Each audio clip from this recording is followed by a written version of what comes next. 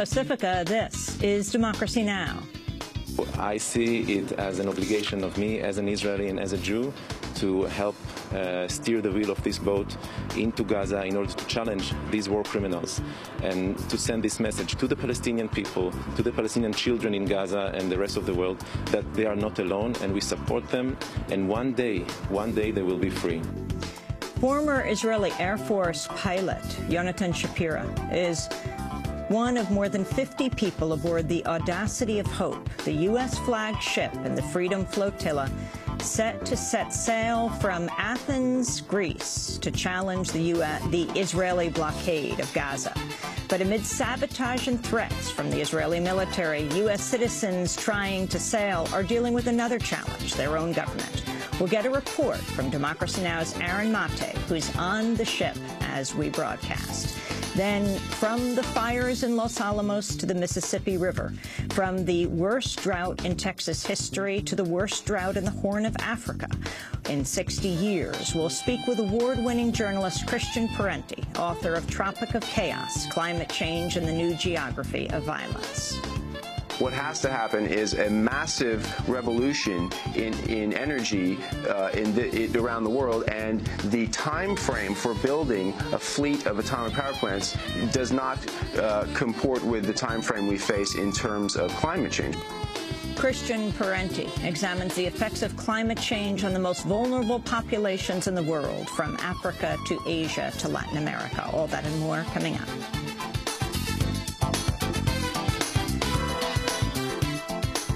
Welcome to Democracy Now!, democracynow.org, The War and Peace Report. I'm Amy Goodman. More evidence has emerged that the U.S. drone war effort has been expanded into the African nation of Somalia. The Washington Post reports a U.S. drone attacked senior members of the Islamist militant group al-Shabaab last week. The U.S. is now carrying out drone strikes in at least 6 countries: Afghanistan, Pakistan, Libya, Iraq, Yemen, and Somalia. Since taking office, President Obama's greatly ramped up the U.S. use of armed drones. In Pakistan, the backlash against the U.S. drone war continues to intensify. Pakistan's defense minister told journalists Wednesday Pakistan has told the U.S. to stop using the Shamsi air base in the southwest of the country to launch drone strikes. Greece's parliament's expected to pass the second austerity bill today to enable the country to avert bankruptcy by securing a $17 billion loan from the European Union and IMF. Lawmakers passed the initial austerity legislation Wednesday following a plea from Greek Prime Minister George Papandreou. Γι' αυτό και πρέπει πάση θυσία να αποφύγουμε την κατάρρευση της χώρας. We must avoid, at all costs, the collapse of the country. We must always be able to have the possibility to discuss the present and the future, to be able to correct our mistakes along the way, as needed, to be able to move forward on initiatives when needed. Many people are protesting outside, some because they are really suffering an injustice. They really are suffering. Others because they are losing perks that they had become used to. They are protesting, and that is their democratic right. But the crucial thing is that no one, not any family, not any of us, lives through the consequences of a collapse. Massive anti-government protests continue in Greece. On Wednesday, street fighting was seen in parts of Athens between police officers and protesters on day 2 of the 48-hour general strike. In Britain, hundreds of thousands of public sector workers have launched a one-day national strike to protest sweeping cuts in government spending and changes to the country's pension system. Mark Sherwatka is General Secretary of the Public and Commercial Services Union. We'll see everything from thousands of schools closed to queues at airports, driving tests cancelled, prisoners detained in police cells, court sittings shut, and anyone trying to access the benefit or tax credit system will probably find their telephone calls are not answered. So we think there'll be severe disruption, and we hope when the government sees the strength of feeling of their own staff, they'll start meaningfully negotiating with us. Democracy Now! Will be broadcasting from London on Friday. President Obama pressured Republicans Wednesday to increase the nation's debt ceiling, which caps how much the United States can borrow. The Standard & Poor's rating agency recently said it would immediately cut the United States' top-notch credit rating if it missed a $30 billion debt payment on August 4th. President Obama addressed the issue at his first formal news conference in more than 3 months. And I want everybody to understand that this is a jobs issue. This is not an abstraction. If the United States government, for the first time, cannot pay its bills, if it defaults, then the consequences for the U.S. economy will be significant and unpredictable, and that is not a good thing. At Wednesday's news conference, President Obama also defended his handling of the U.S. and NATO war in Libya. We've protected thousands of people in Libya. We have not seen a single U.S. casualty. There's no risks of additional escalation. This operation is limited in time and in scope. So I said to the American people, here's our narrow mission. We have carried out that narrow mission in exemplary fashion. And throughout this process, we consulted with Congress. President Obama rejected criticism by some in Congress that the U.S. military effort in Libya was illegal because he did not have congressional approval. I think that such consultation is entirely appropriate.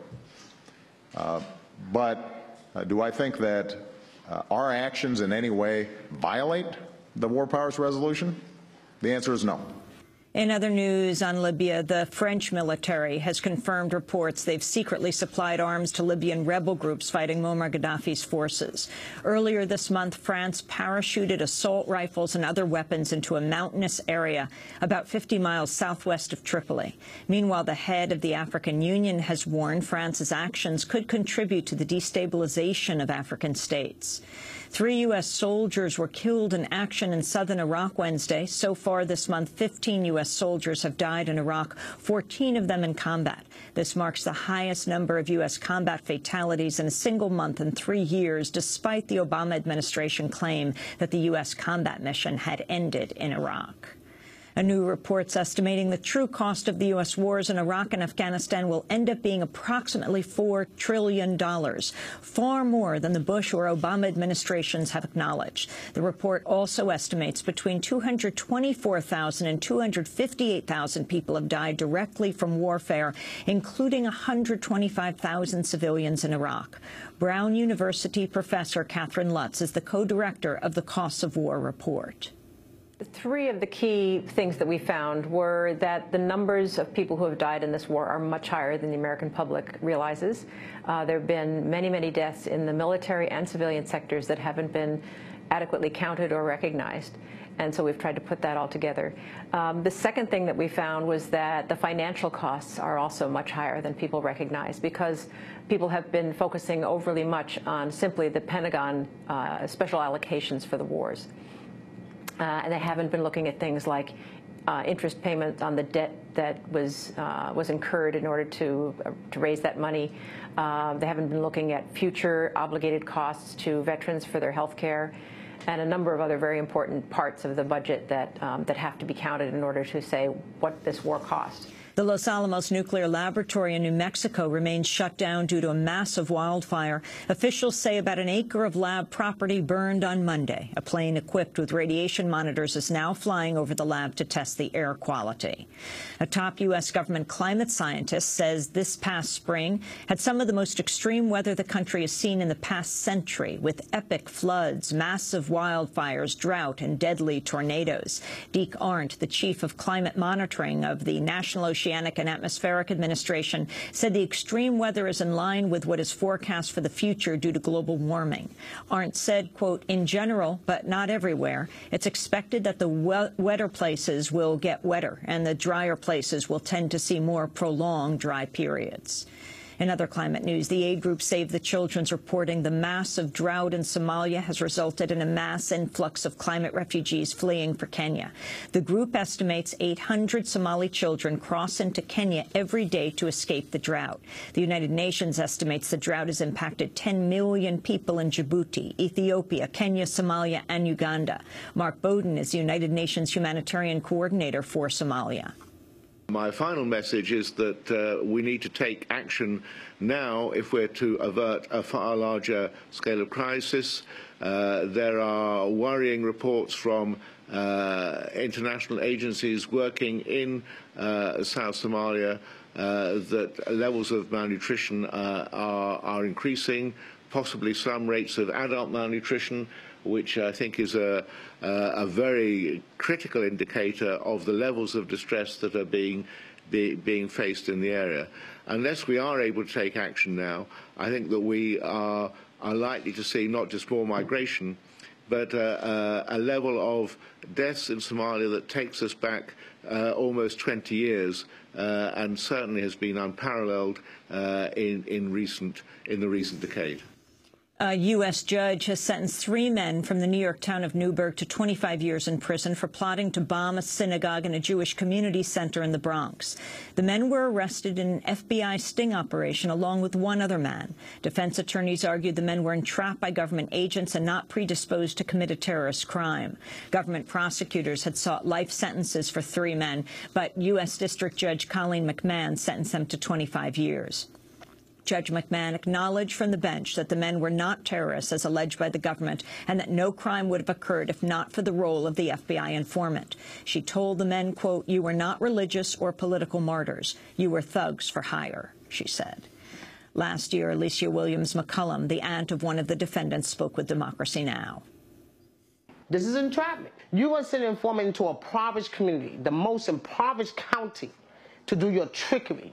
You ain't stumbled upon a cell. Nobody ain't tell you that someone was plotting to do anything. You created a crime. Visit our website, democracynow.org, to watch our 2010 investigation on the FBI's reliance on paid informants. It was produced by Anjali Kamat and Jackie Suin. A federal appeals court in Ohio has ruled in favor of the Obama administration's health care program, agreeing the government can require a minimum amount of insurance for Americans. The decision marked the first federal appeals court ruling on the hotly debated health care plan and the first time a Republican federal court appointee has ruled in favor of the law. Government regulators have revealed officials at the West Virginia coal mine owned by Massey Energy, where 29 men died last year, kept separate sets of safety records, 1 for inspectors and 1 detailing the actual conditions on the site. According to interviews conducted by the Mine Safety and Health Administration, 266 people reported that managers of the Upper Big Branch mine pressured workers not to record hazards and kept 2 separate sets of books to avoid inspector scrutiny and keep coal production running smoothly. Massey has sold the Upper Big Branch mine. Thousands converged in Columbus, Ohio, Wednesday to deliver signatures aimed at repealing the state's new collective bargaining law. Nearly 1.3 million signatures were delivered to Ohio's Secretary of State, far more than the 230,000 required to get the referendum on Ohio's November ballot. If added, the referendum would invalidate Senate Bill 5, which bans public employee strikes and restricts collective bargaining rights for more than 350,000 teachers, police officers, state employees, and others. The bill also eliminates the rights of unions to bargain on health care, sick time, or pension benefits. And in California, the Bay Area Transit Agency has agreed to pay $1.3 million to settle a federal civil rights lawsuit brought by the family of Oscar Grant, who was shot dead on a train platform on New Year's Day, 2009. And those are some of the headlines. This is Democracy Now!, democracynow.org, The War and Peace Report. I'm Amy Goodman. And I'm Juan Gonzalez. And welcome to all of our listeners and viewers around the country and around the world.